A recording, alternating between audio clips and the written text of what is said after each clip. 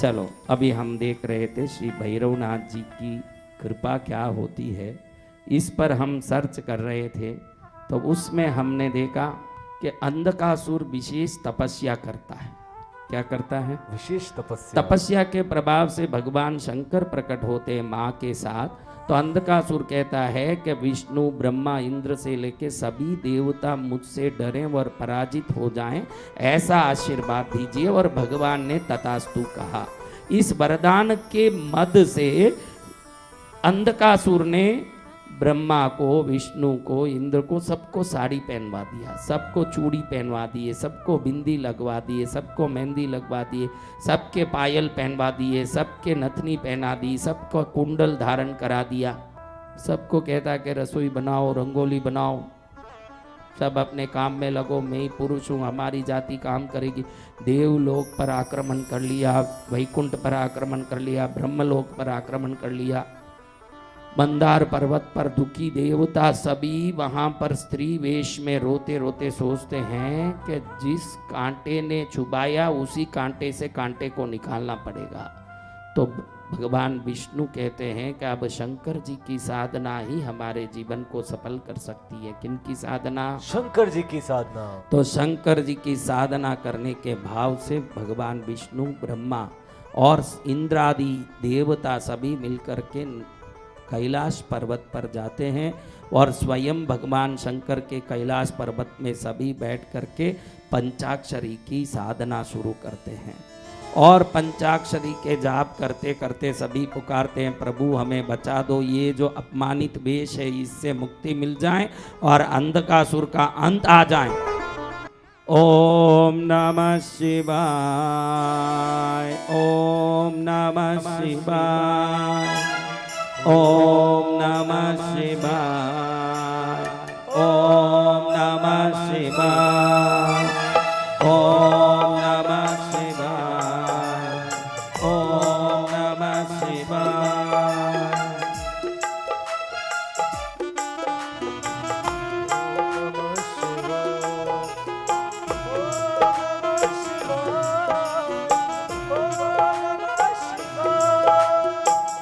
आर्द्र पुकार करके, आर्द्र पुकार के साथ मन को एकाग्र संयमित करके भगवान नारायण, ब्रह्मा, इंद्रादि देवता प्रार्थना करें। शंकर जी दयालु होके विष्णु, ब्रह्मा और इंद्रादि देवता के सामने प्रकट होके कहते हैं कि तुम्हारी सब व्यथा मैं जानता हूँ, अब क्या करना चाहते हो बोलो। प्रभु आपने जो अंधकासुर को वरदान दिया, ये वरदान हमारे लिए दुख का कारण बना, इससे मुक्त कीजिए हमको। भगवान ने स्वयं अपने आप्त, अपना ही आत्म स्वरूप जो नारायण को दुखी देख करके सोचा कि इसका अंत तो मेरे से होगा नहीं, क्योंकि मैंने तो वरदान दिया। तो जब उन्होंने अपने शरीर से स्थिर होकर के बड़े भावना से, बड़ी शक्ति से, बड़े ऐक्यता से अपने शरीर से एक रूप को निकाला।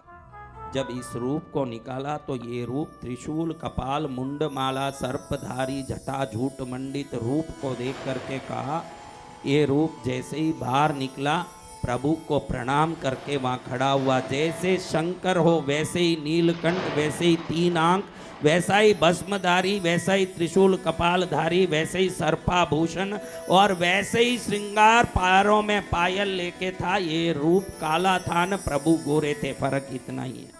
प्रभु कपूर की तरह गोरे ने, ये रूप अंजन की तरह काला था। इस रूप ने जैसे ही प्रणाम किया, प्रभु ने कहा, हे दिव्य रूप, अंधकासुर के वध के लिए तुमको मैंने प्रकट किया।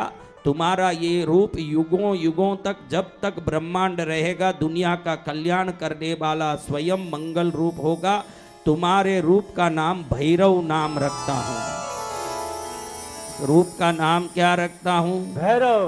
और आज से दुनिया में तुम भैरव के रूप से जाने जाओगे। अंधकासुर के वध के लिए तुम्हारा ये जन्म हमने कराया है और इसी मंगल रूप से तुम अनेक रूप धारण करोगे, 64 रूप धारण करोगे। तुम्हारा उग्र रूप काल भैरव बन के काशी में निवास करेगा और 51 रूप 51 जो शक्तिपीठों में मेरी सती टुकड़े टुकड़े में गिर गई, वो 51 शक्तिपीठ में एक एक भैरव बन के निवास करके वहां का रक्षण और सेवा करेगा।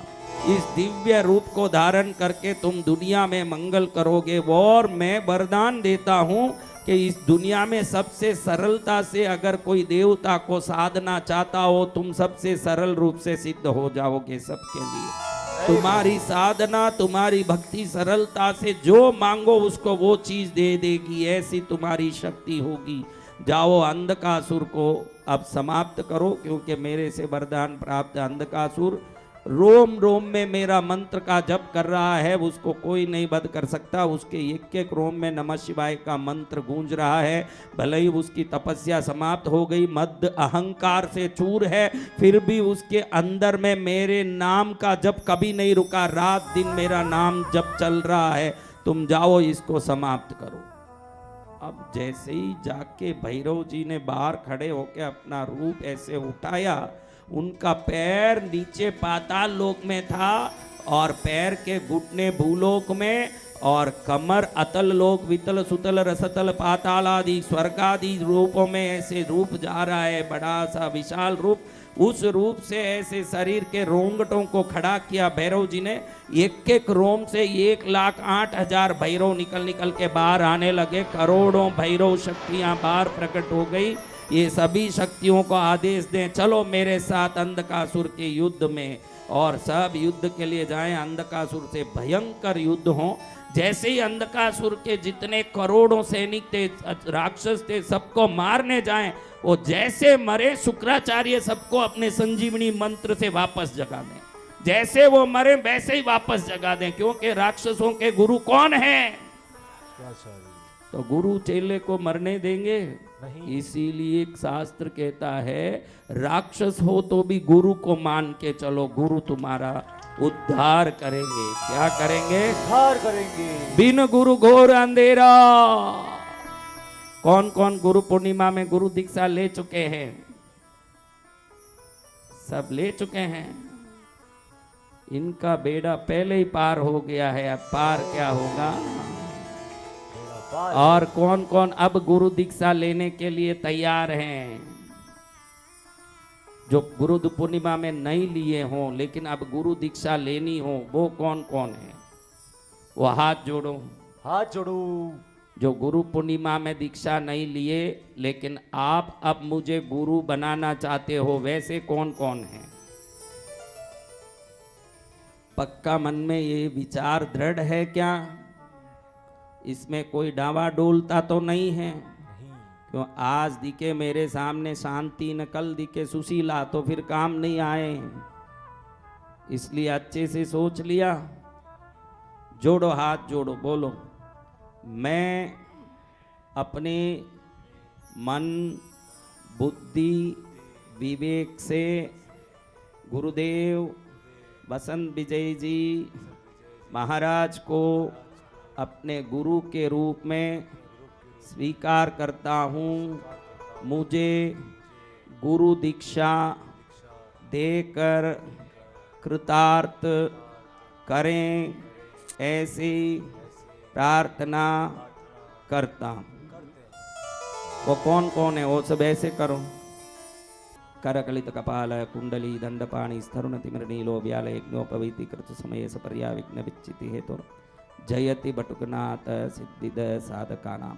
जितने लोग अभी नए हो वो ही हाथ जोड़ना। पहले ही गुरु पूर्णिमा में ले लिया वो नहीं, उन्होंने ले लिया ना, वो भी हाथ जोड़ो अभी सिर के ऊपर। हाँ, आप सबको गुरु मंत्र होगा ओम। क्या होगा? ओम। पहले मंत्र दिया ना आपको, क्या दिया था याद है? उसको रख लो अपने पास। अभी आपको डबल प्रमोशन हो रहा है। जितने लोग अभी हाथ जोड़े हैं सबको गुरु मंत्र होगा ओम। क्या होगा? ओम। जब भी गुरु को याद करना हो थोड़ी देर ओम ओम बोलना। गुरु की शक्ति आपसे जुड़ेगी अपने आप। गुरुदेव। क्या होगी? गुरु जी की शक्ति जुड़ेगी। बस यही गुरु मंत्र है। ये गुरु मंत्र आपको मिल गया है। जय हो। अभी गुरु मंत्र लेके सब गुरु के चेले हो गए। मेरे चेलों का जो नए चेले बने हैं उनका कृष्णगिरी में स्वागत करता हूँ। जय गुरुदेव। जो पुराने चेले पहले ही बन के खा पी के बैठे हैं उनका भी स्वागत करना। जय हो। और सभी चेले अपने घर में मुझे स्वागत करेंगे ऐसे विश्वास भी करें। जय गुरुदेव।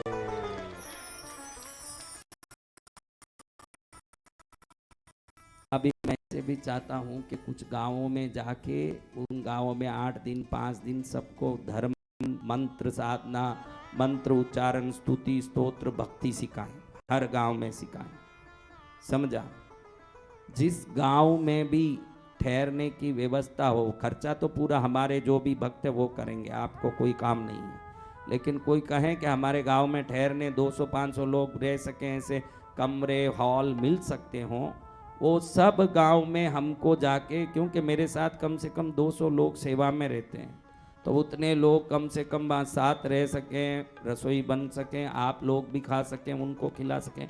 खर्चा तो कोई ना कोई भगत करेगा, उसको निवेदन कर लेंगे। लेकिन आपके गांव में आप कोई भी प्रवचन भक्ति करवाना चाहते हो तो आप संपर्क करो 90513 90513। कौन चाहते हो वो सब संपर्क करो, जो चाहते हो वो 90513 में संपर्क करो। और अभी आ रही है गणेश चतुर्थी, और मैं चाहता हूं कि गणेश चतुर्थी पर गणेश पुराण का कथा करना है। क्या कथा करना? गणेश पुराण का कथा। जय गणेश जय गणेश जय गणेश देवा, माता थारी पार्वती न पिता देवा। तो कौन गणेश पुराण सुनेंगे? सभी लोग सुनेंगे भगवान। कई लोग लिख रहे हैं कि YouTube के माध्यम से हम माध्यम से गुरु बन गए। आपके गुरु बन गए लिख रहा है, आपके चेले बन गए लिखना था बेचारे को। कोई लिखते समय समझ नहीं पड़ा, मिस्टेक हो गई गुरुदेव। हाँ मिस्टेक, कोई बात नहीं। कोई तो गुरु मेरे को भी चाहिए, एक आधे गुरु मेरे प्रकट होके आ जाएं तो क्या मना करें उसको। वो बहन का मैसेज नहीं आया पाकिस्तान से, वो तेल लगाने में लग गई होगी। तेल रात में लगाना है बहन। कब लगाना? रात में लगाना है तेल। हाँ रात में लगाना। रात में सरसों का तेल लगाओ, 4 दिन में अब्बू जी ठीक होंगे। जय हो जय और गुरुदेव। कोई भी धर्म जात मजहब को, भाई साधु को क्या है।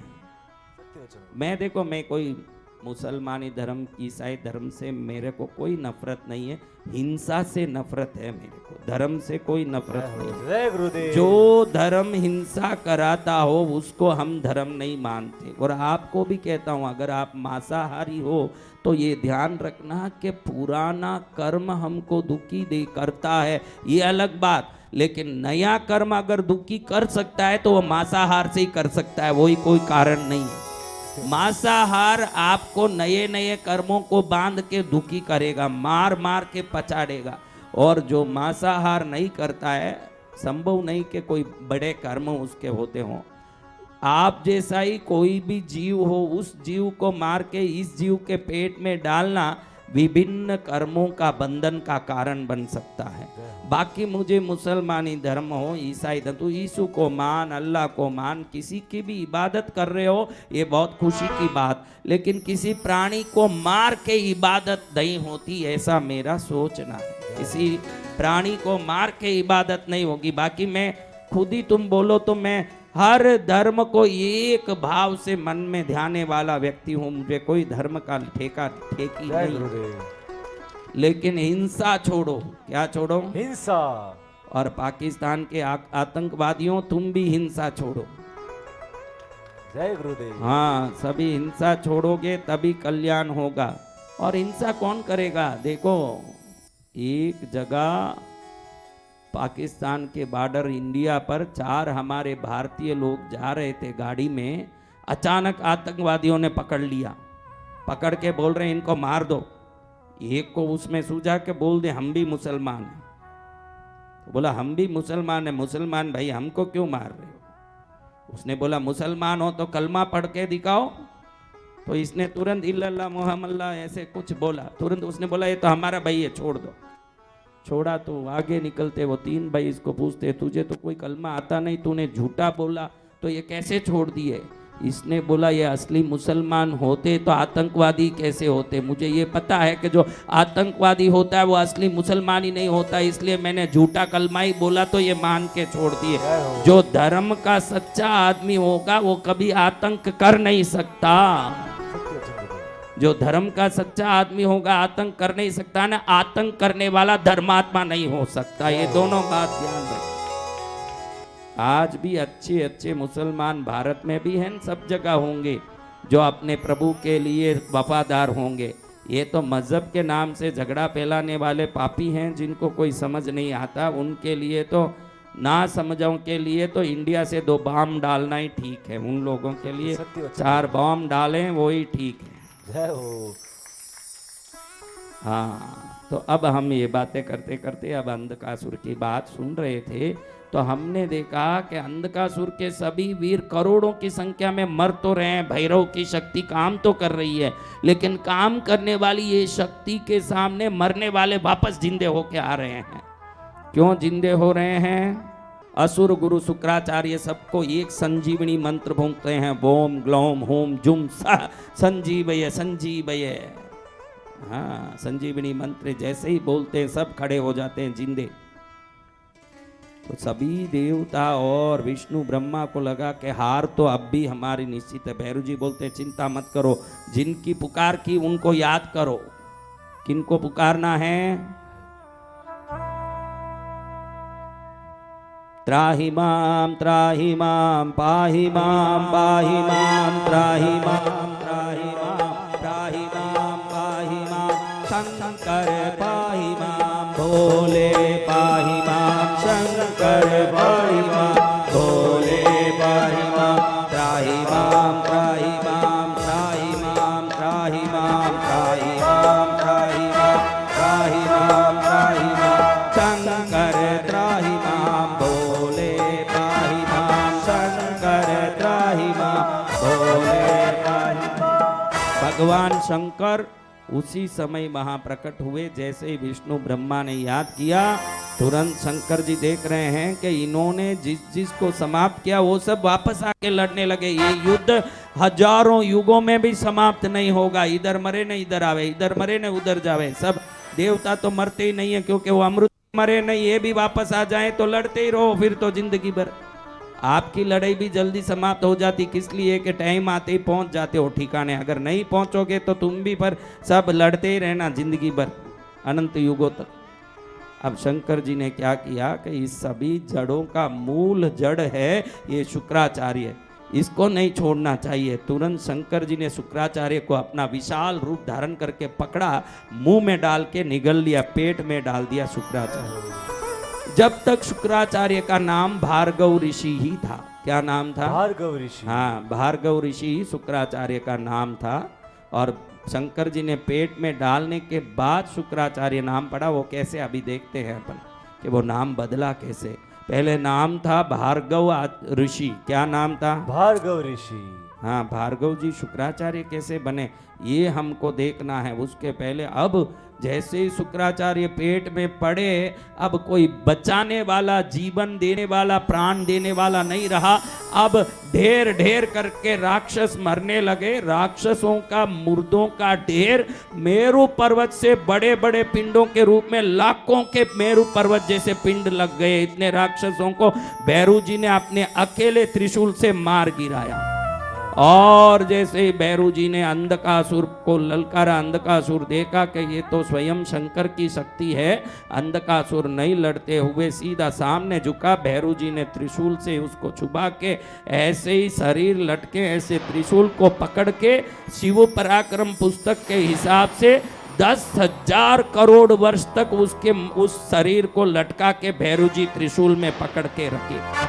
कितना वर्ष तक? 10,000 करोड़। हाँ, पुस्तक में है शिव पराक्रम में भैरव अवतार की जो वर्णन आ रही है चरित्र की, उसमें है कि भैरव जी ने अंधकासुर को 10,000 करोड़ वर्ष तक त्रिशूल में लटका के रखा। खून निकल रहा निकल रहा निकल रहा, नदियां समुद्रों खूनों की बह गई, लेकिन अंधकासुर मर नहीं रहा है। भैरव जी ने प्रभु को याद किया, शंकर भोलेनाथ ये मर नहीं रहा है, 10,000 करोड़ वर्ष हो गए, युग बीत रहे हैं, युग आगे जा रहे हैं, प्रलय आ रहा है, बदल रहा है, और ये मर नहीं रहा, इसका क्या करें प्रभु? शंकर ने कहा कि इसके रोम रोम नमः शिवाय का जाप कर रहा है, और जब तक इसका जाप चलता रहेगा ये कभी नहीं मरेगा। इसको समाप्त करना संभव नहीं है, इसको भक्त बनाना ही संभव है।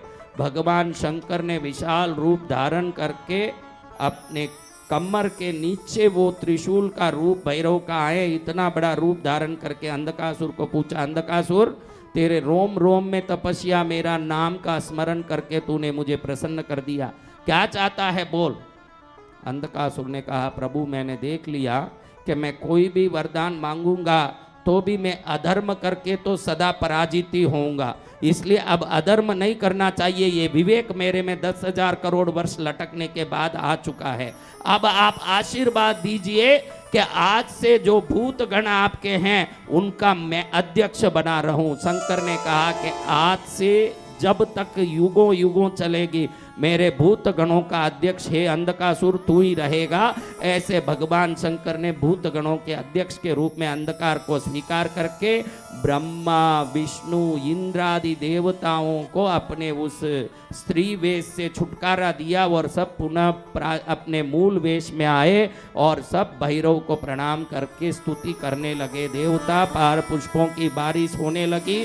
सभी देवता प्रणाम करके कहें कि हे शंकर, हे भोलेनाथ, हे भैरवनाथ, आपके इस रूप ने हम सबको महान विपत्ति से मुक्त किया और बगैर थके 10,000 करोड़ वर्ष तक त्रिशूल में लटका के इस अंधकासुर को आपने शिक्षा दी। तब इसका खून जो खराब था, विकृत था, वो बाहर निकलने के बाद इसको सद्बुद्धि आई। आज आप वरदान दो कि जो भी आपको याद करेगा, जैसे हमको आपने अंधकासुर के दुख से मुक्त किया, वैसे जो भी आपको याद करेगा उसके दुख से आप उसको मुक्त करोगे। ये वरदान आप हमको दीजिए। उसके बाद में भैरवनाथ ने वरदान दिया कि जो मुझे याद करेगा वो भय से मुक्त होगा, इसलिए मेरा नाम भैरव होगा और सूर्य पुत्र शनि मेरा शिष्य होगा और दुनिया के कितने ही देवता मेरे शिष्य बन के मेरी सेवा करेंगे और जो मेरे पास आया वो निश्चल होकर के मेरे वरदान का पात्र बनेगा। जो कैलाश पर्वत में अयोग्यता के कारण पहुंच नहीं पाएगा, अकर्मण्यता के कारण, अगुणी होने के कारण पहुंच नहीं पाएगा शंकर तक, वो मेरा भक्तपन बन के पहले गुणी बनेगा, योग्य बनेगा, अंत में शंकर जी को भी प्राप्त करके मुक्ति पाएगा। ये मेरा वरदान है। और जो जो पापी है, उद्दंड है, उनको भी मेरी कृपा से योग्यता और श्रेष्ठता प्राप्त होगी, फिर बाद में वो शंकर तक पहुंच के कृपा पाएंगे। ये मेरा वरदान है। हे ब्रह्मा विष्णु आदि देवताओं, मैं ही 8 रूप धारण करके इंद्राणी, चामुंडा, महालक्ष्मी आदि देवियों का नायक बनता हूँ। मैं ही विष्णु ब्रह्मा का स्वरूप सूर्य का धारण करता हूँ। मेरी सेवा करने वालों को कभी कमी नहीं आती। जो शंकर में और मेरे में फर्क मानते हैं वो मूर्ख और निष्कर्मण्य होंगे, और मुझे शंकर मानने वाले और शंकर में भैरव रूप देखने वाले सदा मंगल मंगल आशीर्वाद मेरे से प्राप्त करते रहेंगे। मैं ही शंकर हूँ, इसका साक्षी मेरा ये नीलकंठ होगा। जिस शंकर ने हलाहल विष पी के जिस हलाहल को कंठ में रोका था, उन्हीं ने मेरा रूप प्रकट किया। इसलिए मेरे कंठ के जहर को जो भी देखेगा उसी समय समझ जाएगा कि शंकर ही भैरव है और भैरव ही शंकर है, और जिसने भी याद किया उनका बेड़ा पार होगा। ऐसे मैं आशीर्वाद देता हूँ। सकल जन्म मंगलकारी श्री भैरव देव ने सभी देवताओं को आशीर्वाद दिया। अंधकासुर भी आज शिव गणों के अध्यक्ष बनकर के शिव शक्ति, शिव भक्ति, शिव कृपा को प्राप्त करने निरंतर उनके चरण में लगे हैं। और हम भी भाग्यशाली हैं जो निरंतर साधना, पूजा, माला, जप, आराधना करके स्वयं को धन्य कर रहे हैं, अपने जीवन को धन्य कर रहे हैं। अपने जीवन में आने वाले सभी संकटों को मुक्त करने वाले भैरव जी महाराज हमको मिल गए। अब हमारे ऊपर क्या कमी आने वाली है। जिसको प्रभु मिल गए हों, जिसके जीवन में प्रभु आ गए हों,